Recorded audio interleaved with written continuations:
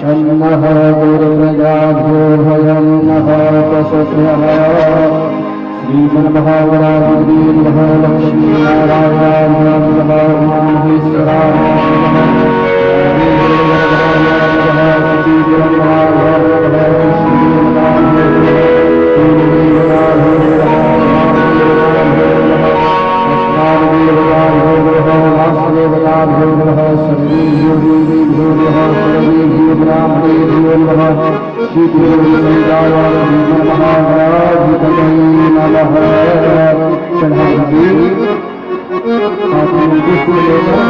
भगवान अखिल गहुड़ भगवते श्रीमन्नारायण भगवान का ध्यान कीजिए।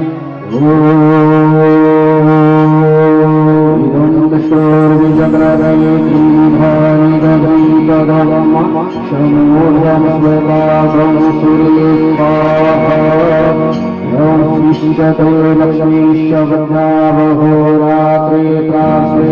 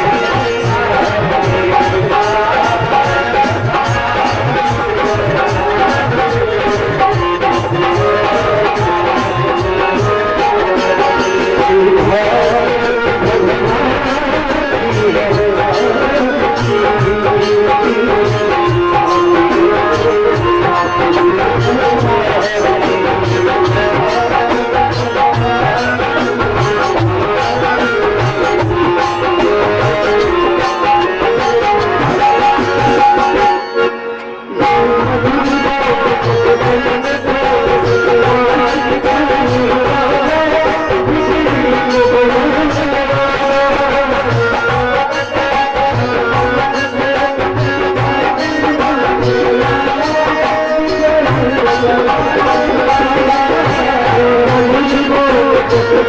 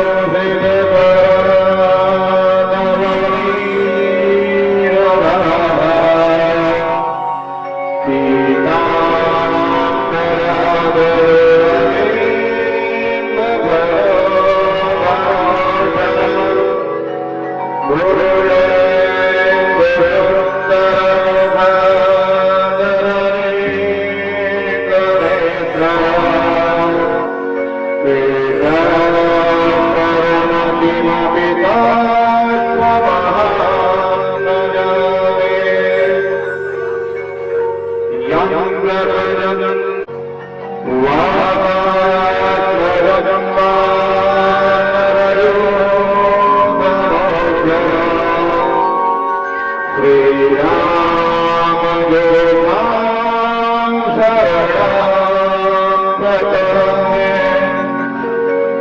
हरे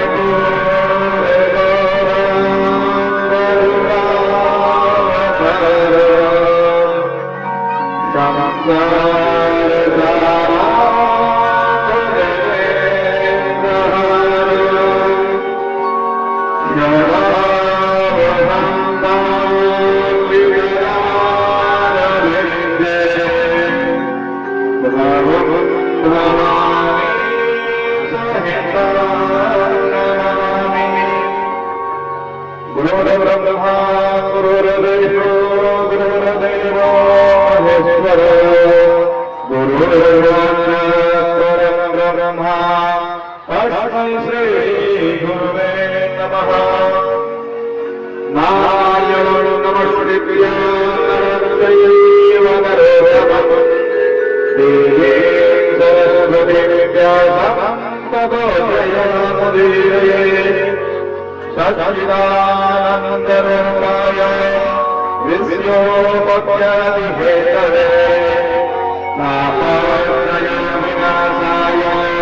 श्रीकृष्णाय वयं नमः। नमो देव्यै महादेव्यै शिवायै शतशतं नमः। नमो प्रकृत्यै भद्रायै नियता प्रवर्तमानः। सदाशिवसमारम्भां शङ्कराचार्यमध्यमाम् अस्मदाचार्यपर्यन्तां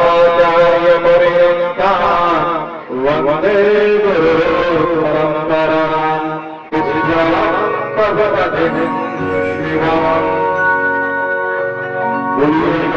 भगवान की जय।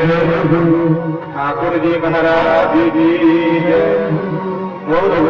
शिवालय की गंगा महारानी की काली मैया की रूपनारायण बाबा की सतचंडिल यज्ञ की विगुणवा की धर्म की और धर्म का प्राणियों में विश्वकाय गौमाता की सत्य सनातन धर्म की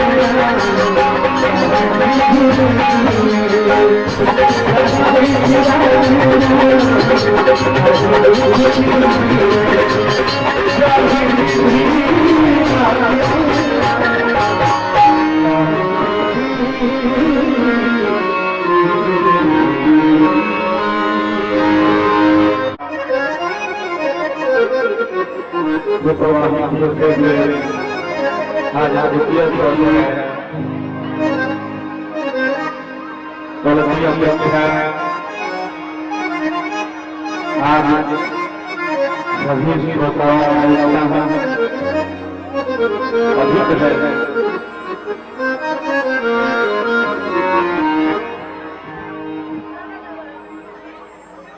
भगवान की लीलाओं की यह कथा है। जब व्यास जी महाराज ने महाभारत की रचना कर गई और स्थिर नहीं हुआ, उनका मन व्याकुल था।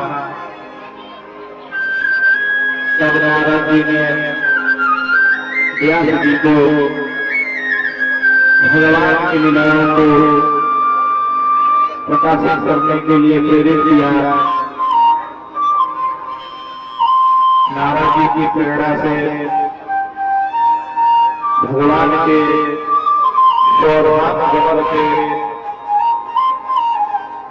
30 वर्ष के पूर्व ही व्यास जी महाराज ने श्रीमद् भागवत की रचना कर दी। भगवान जब शोधागमन किए ही उसके 30 वर्ष बाद श्री सुखदेव जी महाराज ने राजा परीक्षित को श्रीमद् भागवत का उपदेश किया। फिर उसके 200 वर्ष बाद गोपाल जी ने भिंडकारी को श्रीमद् भागवत कथा सुनाई और उसके 30 वर्ष बाद नैमिषारण्य में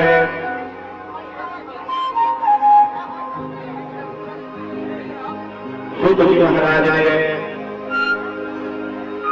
यज्ञादि कार्यों के वर्ग में जो मध्यांतर जगता था, समय रचना था, उसके समय में ऋषियों को सुनाई। कथा प्रसंग में आता है कि सृष्टि का जो संयोग है, ब्रह्मा जी ने अपने मानसिक क्रिया से सृष्टि का निर्माण किया। उनका शरीर ब्रह्मा जी इतना चिंतातुर हो गए कि चिंता करने के कारण उनका जो शरीर है 2 भागों में विभक्त हो गया, जिससे सूर्य प्रधान से जिनसे पुरुष धारा जन्म हुआ और जिसमें चंद्रमा प्रधान से उससे स्त्री धारा का जन्म हुआ। इन्हीं धारा मनुष्य का क्रमिक विकास किया। इन्हीं धारा नर नारियों का यह जन्म समूह खड़ा हुआ है। तो भगवान मनुष्य को हुए प्रियव्रत और बराबर मनुष्य की पृथ्वी देवहूति। देवहूति का अर्थ है जो देवताओं को अपने अंदर बुला ले, वह देवहूति है। ब्रह्मा जी ने गर्दन को आवाज दिया कि तुम प्रजा सृष्टि करो। गर्दन ऋषि ने बहुत तपस्या की और सब ब्रह्म का साक्षात्कार हुआ। ईश्वर हम सभी जो है यहाँ पे जितने लोग दृश्य हैं, जो आशा है जो होते हैं, जो तारीफ होते हैं, वह समाधान कर जाते हैं पर अच्छे बातें समाज को देते हैं। पठानाएं में आदि संसद ने यही आदेश किया है कि हमारे संप्रदाय के जितने भी शिष्य हो कोई एक स्थान पर नहीं बैठे रहेंगे। वह ऐसा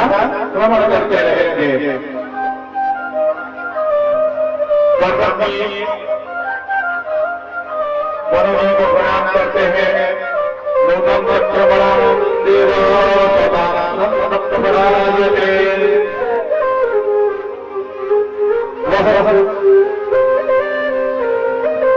वरुण जी से कहते हैं कि आप आना और ये दौरा ये संतों की रक्षा के लिए है। आप यहाँ पर आए तो हैं, परंतु अपने स्वार्थ के लिए नहीं आए हैं। आप इस प्रयोजन से आए हैं, जिस कार्य से आए हैं, आप वह मुझे बताइए। मनुष्य कहते हैं महाराज, ब्राह्मण का शरीर तो वेद तपस्या और विद्या की मूर्ति है। भगवान ने आपको रक्षा के लिए, आपकी रक्षा के लिए हमें क्षत्रिय बनाया है। शिरस्थानीय ब्राह्मण जो होता है शिरस्थानीय होता है, और क्षत्रिय जो होता है बाहुस्थानीय होता है। महाभारत में कहा गया है कि नाम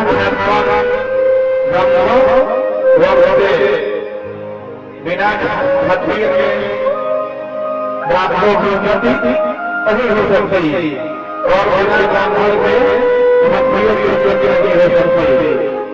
ऐसा महाभारत में आया है। मनोजीव कर्तव्य ऋषि से कहते हैं यह हमारी पुत्री है, उसको हम साथ लेकर आए हैं। इसका नाम देवहूति है और आप उसे ग्रहण करें।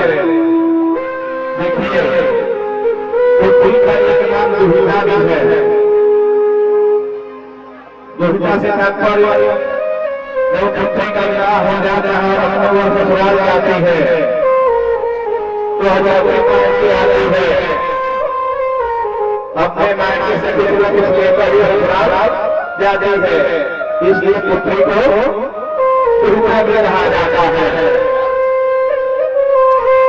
यह आपके साथ विवाह करेगी, आप उसे स्वीकार करें। बहुत बढ़िया, बहुत बढ़िया। देखिए जब सृष्टि का निर्माण हुआ तो विवाह की कोई पद्धति नहीं थी, कोई विधि नहीं थी।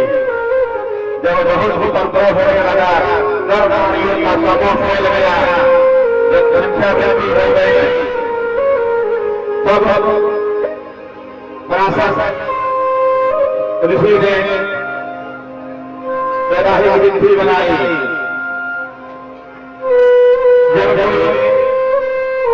व्यवस्था बनती है, कोई कार्यक्रम होता है, जैसे मान लीजिए यहाँ पर पूजन पाठ का जो कार्यक्रम हो रहा है, तो एक नियम बना हुआ है कि सुबह प्रातः 8 बजे से पूजन कार्य प्रारंभ होगा। दोपहर में 12 बजे मध्याह्न होगा, तो 1 बजे से पूजन कार्य प्रारंभ होगा और 4 बजे आरती हो जाएगी। तब पश्चात 2 घंटे का विश्राम होगा और 6 बजे से भगवान में कथा का व्याख्यान हो जाएगा, पूरा विवाद होगा। तो जब यह कार्यक्रम तो कोई व्यवस्था नहीं थी, लेकिन जब कार्यक्रम शुरू हो गया तो धीरे धीरे एक व्यवस्था बन गई। तो इसी प्रकार से जब सृष्टि का निर्माण हुआ और ब्रह्मा जी से मनुष्य सभ्यता उत्पन्न हुए और उन्हें असंभव कार्यों का जन्म बना, तो उसके बाद यह विवाह की व्यवस्था बनी। कर्तव्य ऋषि ने मनु से कहा कि आपकी कन्या गुणवती है, सुंदर है, इसे भला कौन नहीं स्वीकार करेगा।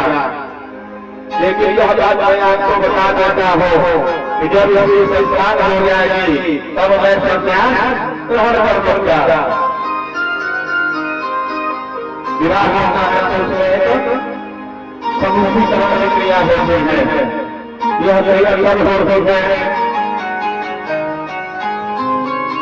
जब बर में आता है और माँ बहनें जो है घर को पंच लेती है, वर देवता को आसन दिया जाता है। दादा जो है वर के सामने बैठते हैं, कन्या को बुलाया जाता है। वर वधू जो है एक दूसरे के सामने वही पर पहली बार होते हैं, वही सम्मुखीकरण की क्रिया है। तो उसमें होता यह है कि दान का दान प्रदान होता है और उसके बाद भी प्रचार और कन्यादान का संकल्प होता है। तो कर्दन रसी और भौरी जो है पहली बार एक दूसरे को देख रहे हैं, एक दूसरे के सामने हो रहे हैं।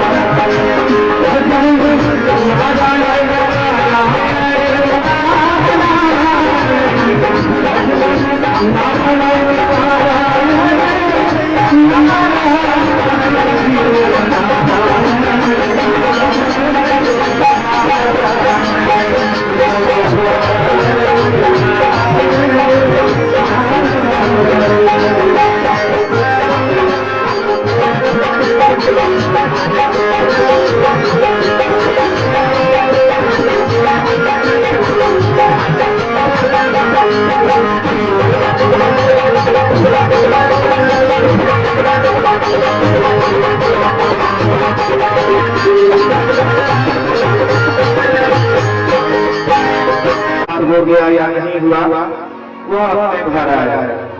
तो पति को पति पर विश्वास होना चाहिए।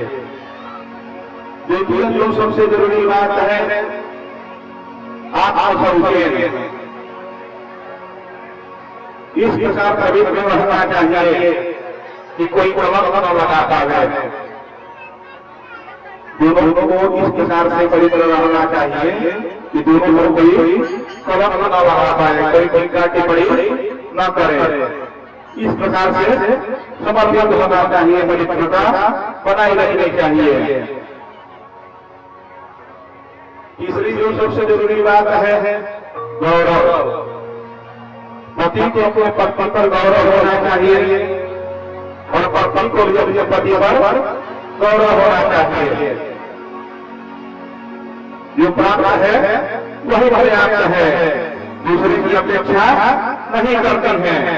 इस प्रकार का मन में भाव हो, इस प्रकार का विचार हो, तो एक दूसरे पर गर्व होना चाहिए, गौरव होना चाहिए।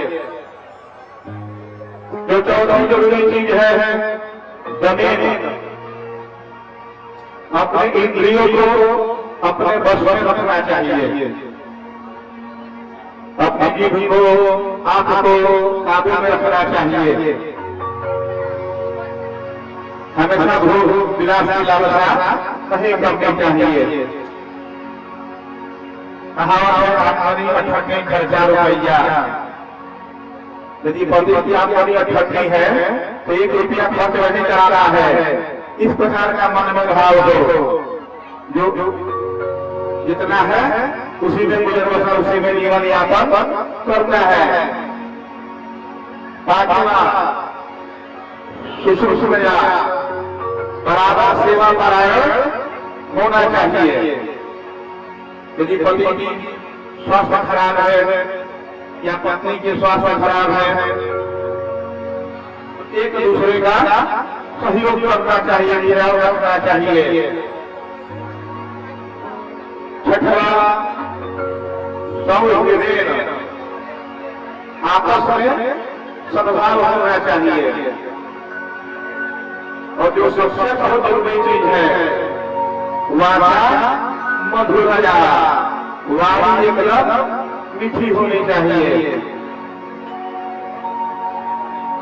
जैसे पति को कोई चिंता हो और कुछ पूछे तो झुझुलाकर नहीं बोलना है। यह बातें जो है दोनों के लिए है, किसी एक के लिए नहीं है। तो पति पत्नी का संबंध इस प्रकार से होना चाहिए।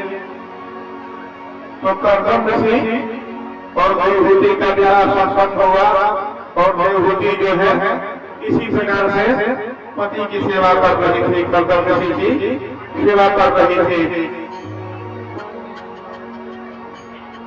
कर्दम ऋषि बहुत प्रसन्न हुए। देवहूति जानती थी कि उनके पति बहुत तेजस्वी है, ओजस्वी है। कर्दम जी को स्मरण आया कि देवहूति से मेरा विवाह हुआ है, देवहूति मेरी बहुत सेवा कर रही है।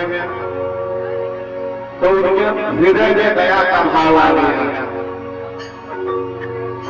उन्होंने अपने पत्नी से प्रेम से बोला कि मैं तुम पर प्रसन्न हूं, तुमने अपने शरीर का आदर करके मेरी सेवा की है, इसलिए अब तुम मेरा अनुग्रह प्राप्त करो।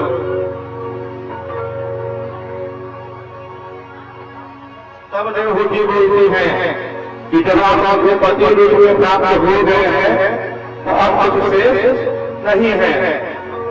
हाँ, इस उद्देश्य की पूर्ति के लिए हमारा विवाह ब्रह्मा जी ने कराया है, वह कार्य ससमय संपादित किया जाए।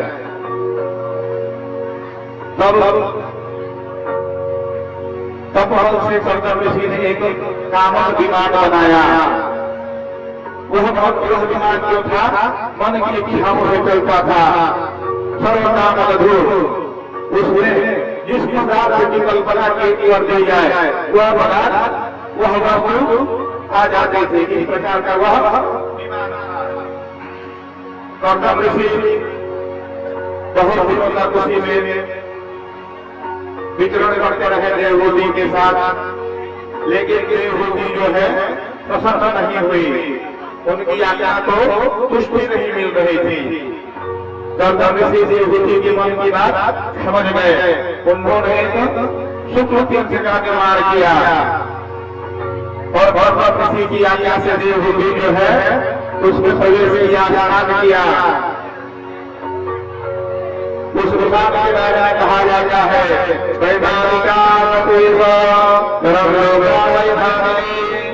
दुनिया में किसी के पास वैसा विमान नहीं था जैसा कर्दम ऋषि ने निर्माण किया था।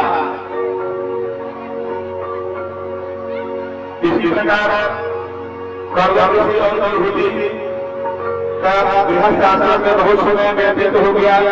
उनको 9 पुत्रियां हुई। कर्दम जी संन्यास लेने के लिए उद्युक्त हुए। तब देवहूति का हृदय जो है व्याकुल हो गया। आप लोग कल्पना करिए, यदि किसी का पति बोले कि मैं संन्यास ग्रहण करूंगा, मैं अब गृहस्थ आश्रम को छोड़ रहा हूँ, उसकी स्त्री हृदय व्याकुल हो जाएगा, विचलित हो जाएगी, परेशान हो जाएगी। तो उसके बाद बच्चों पोषण कैसे होगा और उसका ख्याल रखेगा। तब देवहूति ने कहा कि जो 9 लड़कियां हैं इनका विवाह करता है, और भगवान ने कहा था कि मैं पुत्र बन करके आऊंगा। वह समय अभी नहीं आया है कि आप संन्यास ग्रहण करें। तब कर्दम ऋषि ने कहा कि हाँ, भगवान ने तो ऐसा बोला था। देखिए, भगवान को जब अवतार लेना होता है तो वह सीधे गर्भ में नहीं आते, वह मनुष्य के द्वारा स्त्री के गर्भ में आते हैं। वह में समाहित हो जाते हैं। पुत्र के यज्ञ में चरु इत्यादि से पुत्र उत्पन्न होते थे प्राचीन काल में।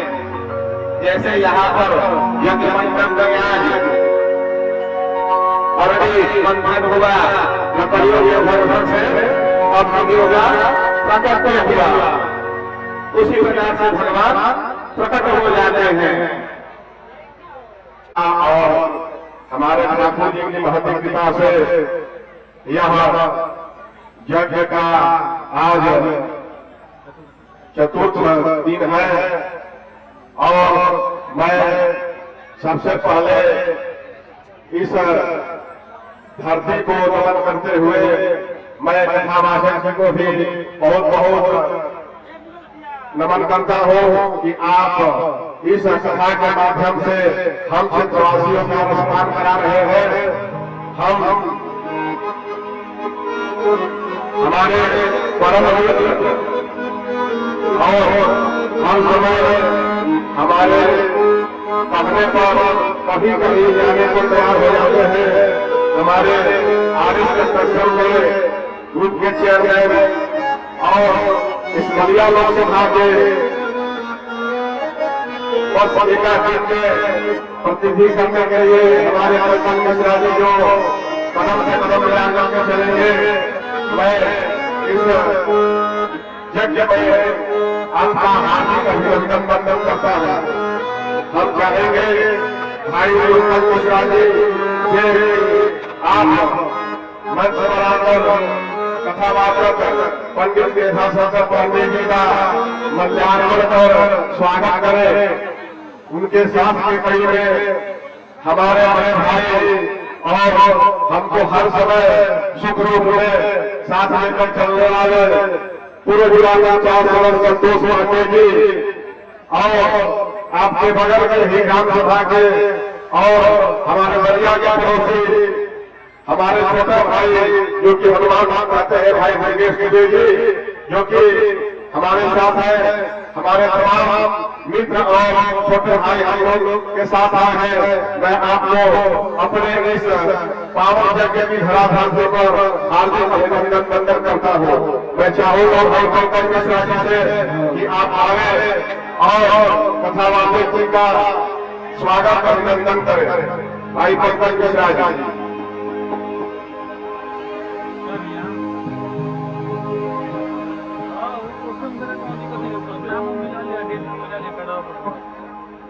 यह बहुत बड़ा पूरे कार्य है। इस पूरे कार्य में अपने आप को सौभाग्य और समय देना बहुत बड़ी एक उपलब्धि है। भाई पंकज मिश्रा जी द्वारा हमारे कथावाचक पंडित विद्यासागर पंडित जी को अपने से स्वागत अभिनंदन। हमारे बड़े भाई पूर्व जिला पंचायत सदस्य संतोष पांडे जी और हमारे छोटे भाई आपके ही बगल में अगरौली और रामपुर जी के समर्थन करते हैं हमारे दुर्गेश दुबे जी, जो कि कथावाचक जी का हार्दिक अभिनंदन स्वागत करें। मैं बहुत खुश हूँ कि हमारे भाई पंकज मिश्रा जी का कथावाचक ने स्वागत किया और छोटे भाई दुर्गेश दुबे जी का हम लोग का भाग्य है कि इस मंच पर कम से कम ताला मारने का अवसर दिया।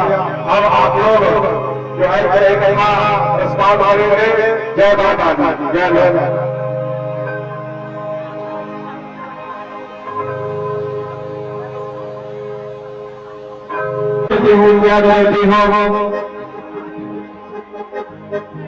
देखिए शास्त्रों में आया है शिव जी होता है कल्याण करने वाला होता है। शिव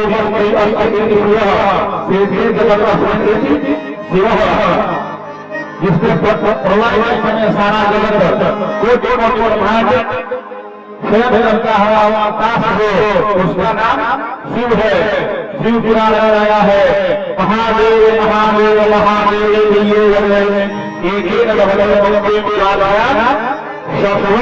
है। यदि एक बार नाम का भगवान शंकर के लिए एक बार के नाम का उच्चारण किया जाए तो उसे शक्ति मिल जाती है।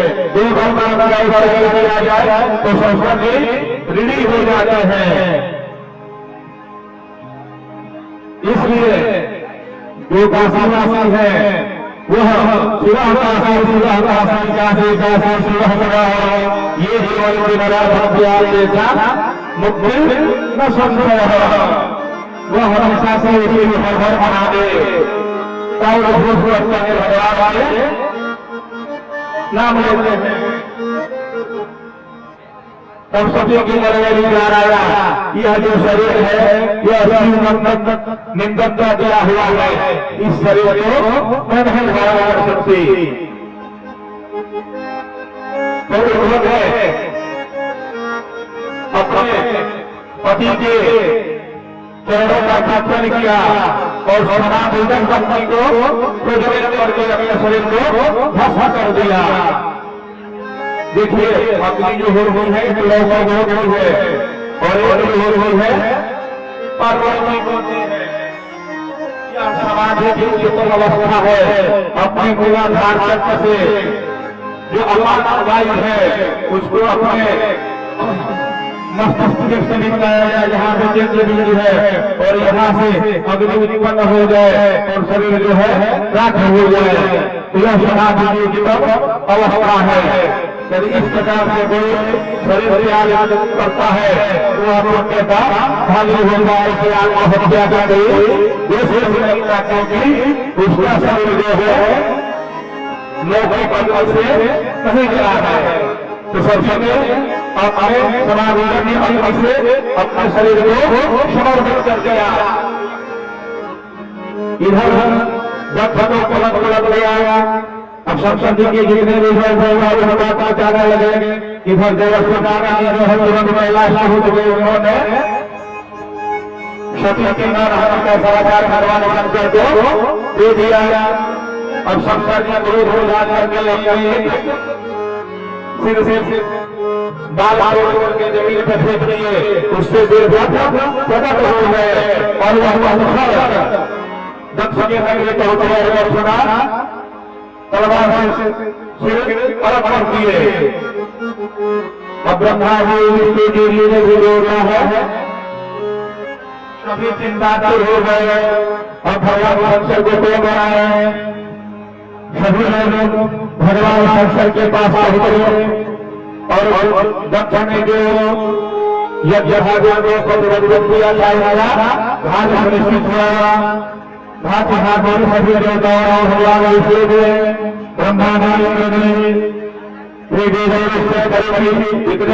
भगवान शंकर की स्तुति प्रार्थना कर रहे हैं।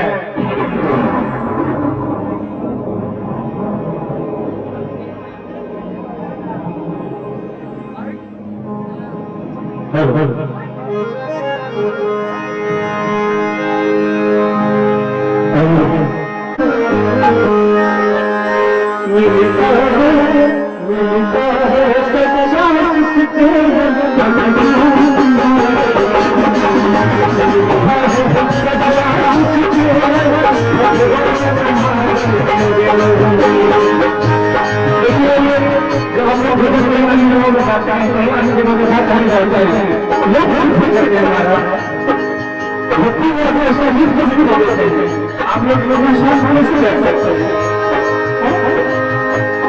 का नाम अपने आप में बहुत बड़ा भगवान है। भगवान का नाम जो नहीं देख पाया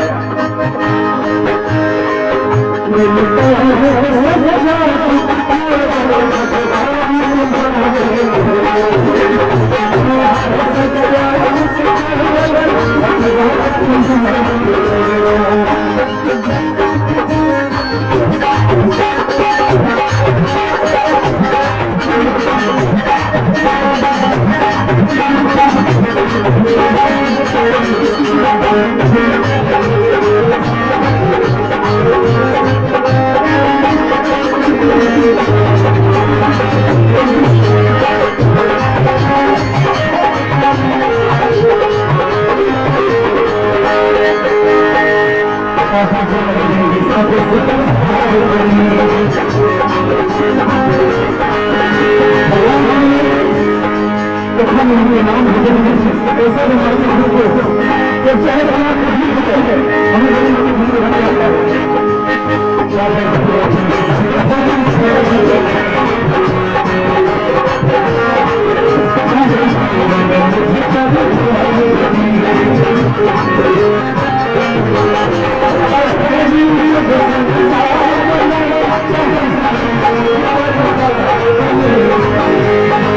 तेरी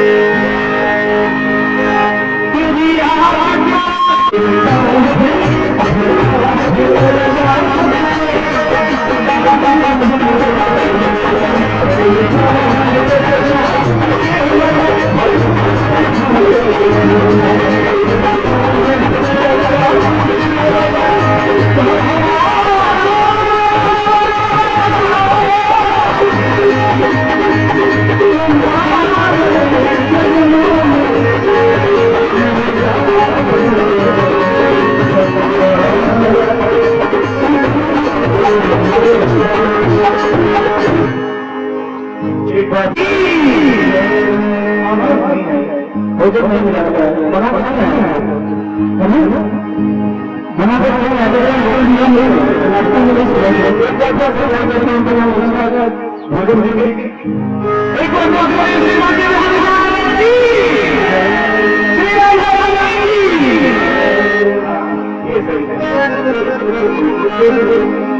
सुरुचि का बेटा उत्तम राजा गोद ग्रहण हुआ था। इसी बीच वहीं पर सुमिंदी का बेटा ध्रुव आ गया, लेकिन राजा ने उसको अपनी गोद में नहीं लिया, इसलिए कि वह अपनी छोटे राजा से कहो करते थे।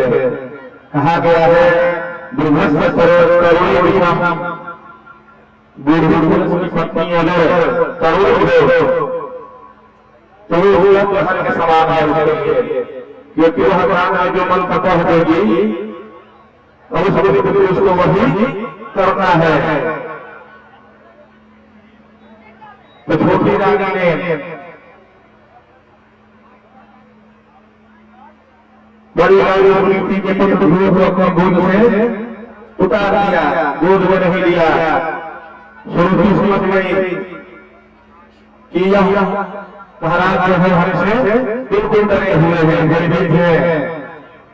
तब सुरुचि जो है रो कहती है जाओ जाओ अपने तपस्या करके आओ, भगवान की आराधना करो और अनुग्रह रहे हमारे गर्भ में आना, बराबर जब पैदा हो जाओगे तभी तुम राजा जी गोद में बैठोगे।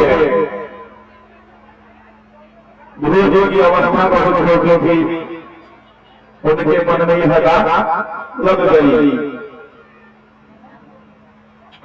जब मनुष्य को कोई वस्तु आकर्षण हो जाता है तो वह मर्दमय हो जाता है, वह धर्म के विपरीत कार्य करने लगता है, धर्म करने लगता है।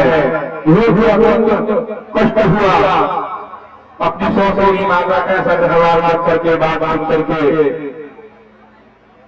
उन्होंने अपने मैया उनकी मैया को ध्रुव माता को किसी दूसरे ने बता दिया कि सुरुचि ने आपके पुत्र के साथ क्या किया है। तब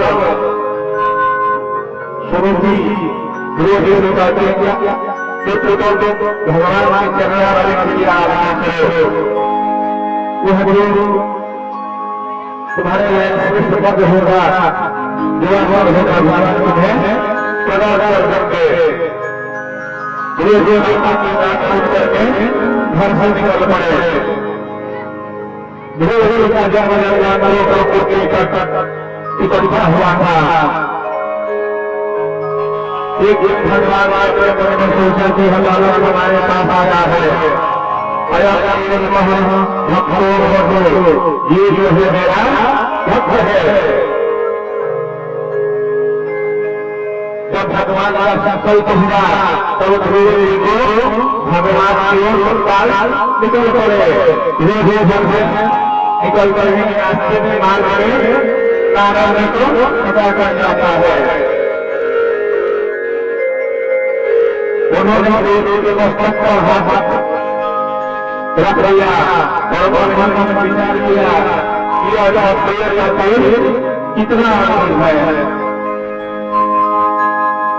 नारायण ने ध्रुव जी से कहा कि बेटा तुम्हारे लिए कोई बाबा ही है, तभी तुम पाला हो। ध्रुव जी ने उत्तर दिया कि महाराज आप जो कुछ भी कहते हैं वह सब ठीक है, परंतु इसकी बात लगा ऋषियों मुनियों की बात हो गई, मैं तो पाला हूं। मेरा यह लक्ष्य है। मैंने जब घर से निश्चय करके निकला कि मुझे भगवान को प्राप्त करता है, और अभी मैंने कुछ प्रारंभ भी नहीं किया है, केवल संकल्प लागू किया है और आप भगवान की प्रेरणा से मुझे गुरु प्राप्त हो गए हैं। इससे बड़ी बड़का क्या हो सकती है? ध्रुव जी की बात सुनकर के नारायण प्रसन्न हो गए। उनके मन में विचार आया उनके कहने पर नहीं रहते। नारायण ने सोचा क्या रावण हुआ संकल्प कठोर है, बालक अच्छा संकल्प किया है। तब नारायण ने ध्रुव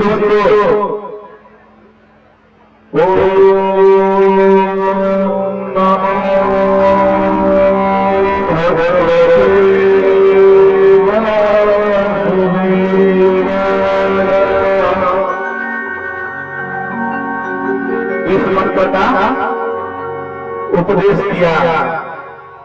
ध्रुव जो है यमुना किनारे चले गए, वहां पर भगवान ने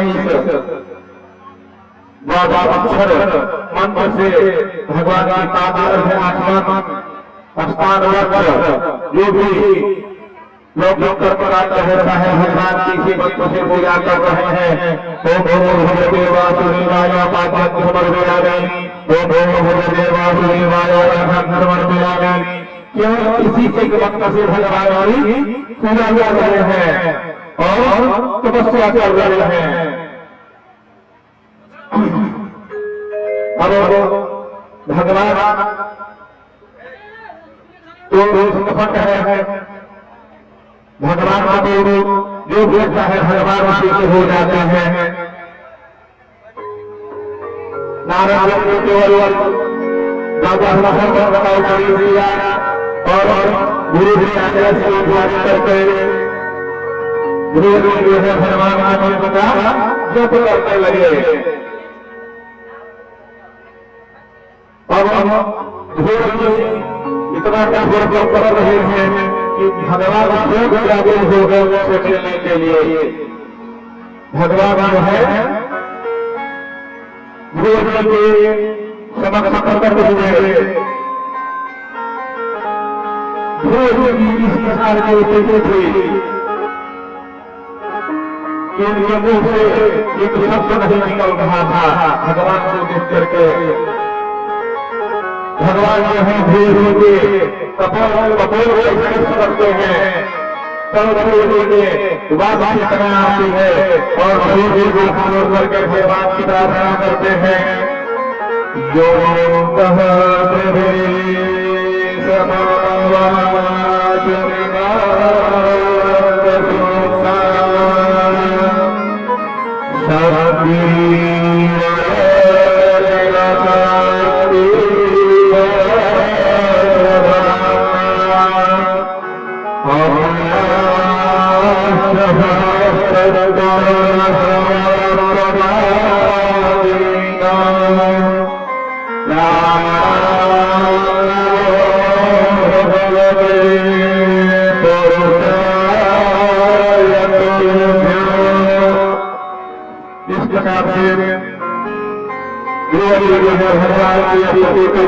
भगवान बहुत प्रसन्न हुए। भगवान सेवन लगे हैं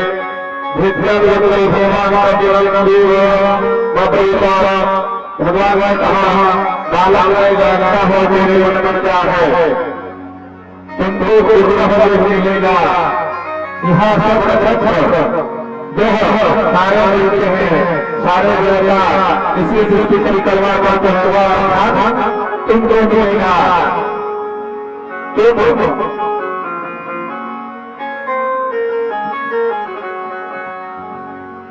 बहुत सोचा था पृथ्वी पर राजा का भोग करने के बाद तुमको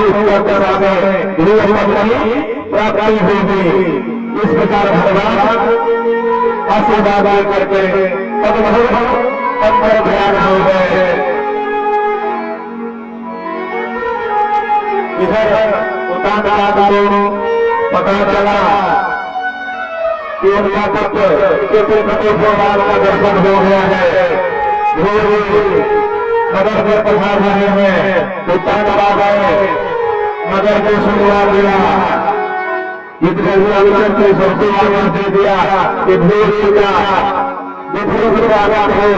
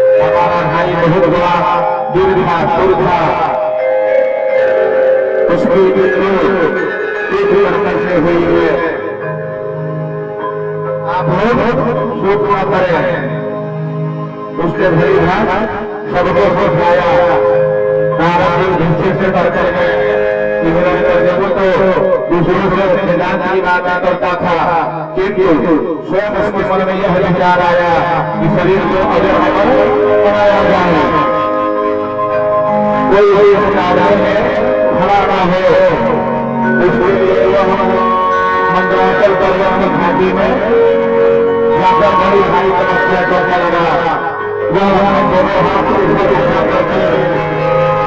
ऊपर उठा करके आकाश से चिमटी करके और एक बार पृथ्वी के बल पर खड़ा हो गया और ब्रह्मा जी की तपस्या करने लगा। सभी देवता ब्रह्मा जी के पास पहुंचे।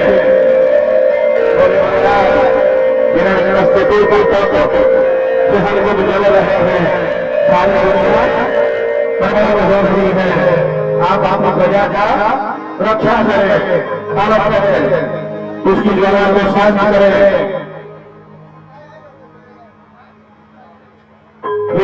के बल में संकल्प था कि ब्रह्मा जी की तपस्या करके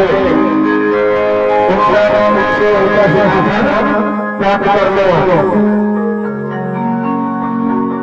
सत्य है, काल वाक्य है, इसलिए समय चाहे जितना लगे ऐसी तपस्या करूंगा कि जिससे मैं रखा हो जाऊं। केवल में यह विचार था।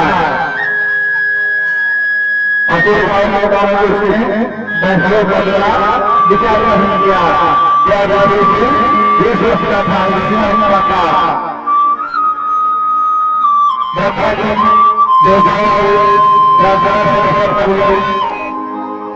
उन्होंने कहा कि देखते हैं क्या चाहता है। मंगराचार्य के सिंहासन समस्या कर रहा था तो ब्रह्मा जी जो है हिरण्यकश्यप का जो जुड़ा शरीर था, जो मांस वगैरह था, सब दीपक में समाप्त कर दिया था। आत्मा जो है उसकी हड्डियों में निवास कर रही थी। उसका पूरा शरीर दीपक से ढका हुआ था। ब्रह्मा जी ने कमंडली सीता पूरे बृहस्पति को मारा। इस जन के प्रभाव से बृहस्पति का शरीर जो है पूरा मृत्यु हो गया। इसका शरीर सूर्य से चमकने लगा। उसको ब्रह्मा जी की प्रार्थना की।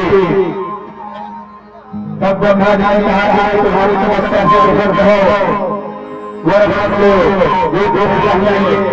तब हमें कहता है कि मुझे वर मांगना है तो आप मुझे वर दीजिए कि नहीं तेरी मृत्यु किसी प्राणी से न हो, चाहे वह मनुष्य हो, पशु हो, देवता हो, दानव हो, नागानी हो। फिर उसने कहा समस्त अस्त्र शस्त्रों का निषेध करते हुए मेरी मृत्यु में बाहर हो, स्वामी हो, मुझे सब महिमा मिल जाए और वह कभी घटे नहीं। जब मैंने कहा कि तुमने जो बहुत मिला है फिर भी मैं तुमको देता हूँ तथा इस प्रकार का जो है हिरण्यकश्यप को वरदान प्राप्त हो गया। तो जितने ऋषि सत्यावर ऋषि टीकर भूत इत्यादि के साथ अधूर हो गए। हिरण्यकश्यप ने स्वर्ग पर शासन अधिकार कर लिया और से अपना शासन चलाने लगा था। बहुत देरा मिलता था और यह टीकर के वह शासन करता था। कुछ समय मिला हिरण्यकश्यप ने ऐसे देव देवनी नकार से पृथ्वी की सब आलम में सब जैसा भी हमें आता था वैसे लिए हो जाती थी। जैसे बना करने से निकाल आते थे। इस प्रकार का भय दिया गया था पूरे संसार में। जब प्रजा बहुत दुखी हो गई, सभी देवता जो ब्रह्मा जी के पास आए। सभी देवता ने ब्रह्मा जी की प्रार्थना की। ब्रह्मा जी से कहा हिरण्यकश्यप के भगवान से हम सभी दुखी है, कोई आप ऐसा उपाय करिए कि जिससे उसके द्वारा अपना हौसले शक्तियों से हमें मुक्ति मिले। तो ब्रह्मा जी कहते हैं कि संसार नारायण परमेश्वर है, हम सभी उसी क्रिया में चलते हैं। सभी लोग भगवान नारायण के पास पहुंचे सभी नारायण की प्रार्थना की। तब भगवान बोले कि कोई भगवान जब देवता का कोई गाय साधु निकट कहीं का चलाए चला रहे थे। कुछ दिन पहला अपनी गोद में उठा करते थे कि बेटा बताओ तुम्हें क्या शिक्षा दे रही है।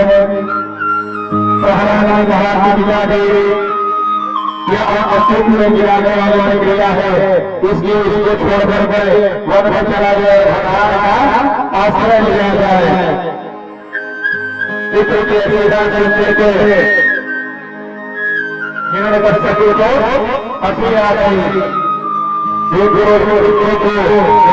ले जाकर के समझाने लगे। 100 दिनों राज्य से बताओ। देखिए जो राजा होता है, मंत्री होता है या प्रभावशाली व्यक्ति होता है, उसके पंडित पुरोहित लेखक जो भी होते हैं सब उसके सेवक हो जाते हैं, सब उसमें प्रभाववान हो जाते हैं। जैसा भी आता है वैसा व्यवहार करते हैं, वैसा निर्णय लेते हैं। हिरण्यकश्यप ने गुरु को पत्थर लगाए और कहा कि कोई वर्षों से गुप्त चल है। प्रहलाद के मन में हमारे लगे बीच कार्य हो रहा है। आप लोग घर से प्रहलाद के राजा को समझाया बुझाया। कुछ दिनों फिर प्रहलाद जो है घर आए। फिर हिरण्यकश्यप प्रहलाद जी से पूछता है कि बताओ तुमने इतने दिनों में क्या शासन ग्रहण की है। तो प्रहलाद कहते हैं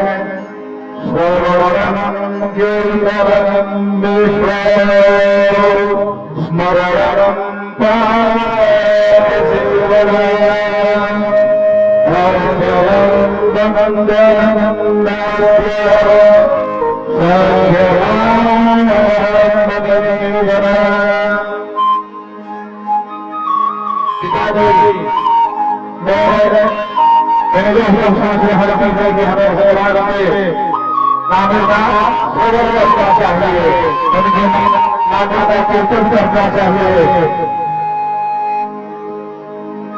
उनका नाम की हुआ करना चाहिए, उनका स्मरण करना चाहिए, उनकी सेवा करना चाहिए, उनका वर्णन करना चाहिए और भगवान के चरणों में समर्पित कर देना चाहिए। कई प्रकार की बात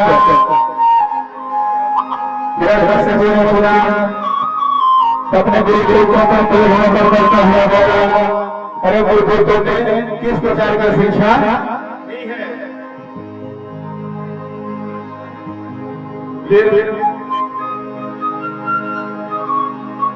प्रहलाद करने के लिए भेजा गया। प्रहलाद भेजा है कुछ समय के बाद और प्रहलाद जो भगवान के नाम का विरोध कर रहे हैं। अब दुश्मन जो है प्रहलाद उठा करके पटक दिया और हमारे पुत्री वाले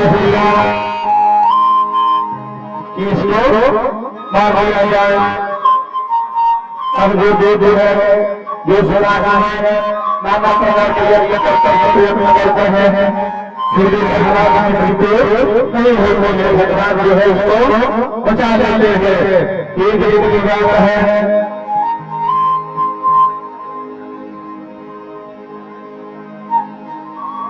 कि प्रहलाद और पूछा कि बताओ तुम्हारा तब प्रहलाद कहते हैं भगवान है, इस घर में है, इस परिवार है, इस भूमि में है, जो भी आपको देख रहा है वहां पर भगवान विराजमान है। तब प्रहलाद हिरण्यकश्यप ने कहा कि बताएगा खंभे में भगवान है और तब प्रहलाद ने कहा कि हाँ। तब हिरण्यकश्यप ने धीरे से एक मुक्का प्रहार कर दिया और हिरण्यकश्यप को घोषणा की देर ही थी कि एक बहुत जोर आवाज होगा अब एक अदृश्य बिजली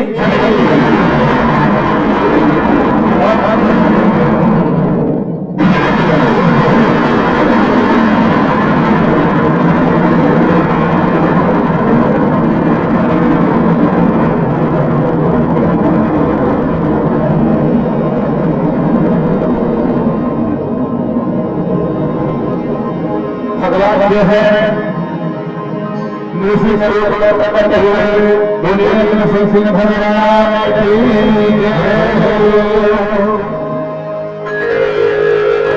और समझ में नहीं आया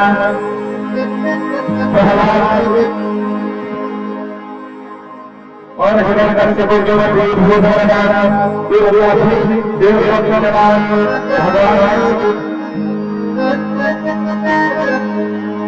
भगवान ने कहा कि समय हो गया है। भगवान ने हिरण्यकश्यप को बिहर कर ले गए और जंगल पर बस करके अपने नाखूनों से हिरण्यकश्यप के सीने को चीर दिया।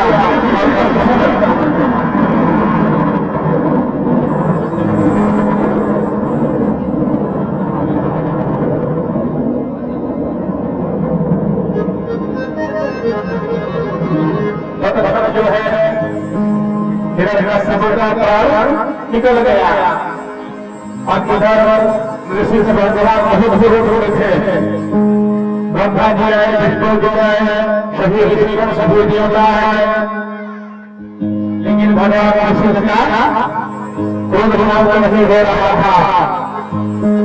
पर भगवान शंकर के सर्वस्व रूप में आए। अन्य पुराणों में कथा जाती है कि भगवान शंकर का तत्फल अवतार हुआ सर्वस्व अवतार। उसके बाद ब्रह्मा जी भगवान से कहते हैं कि पुत्र भगवान ऋषि का क्रोध तुमसे ही शांत हो सकता है, तुम भगवान से प्रार्थना करो।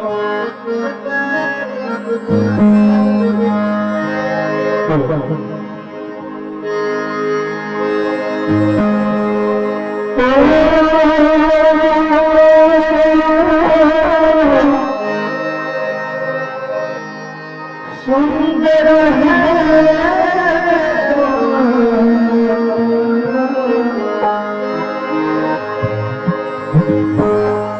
जग में सुंदर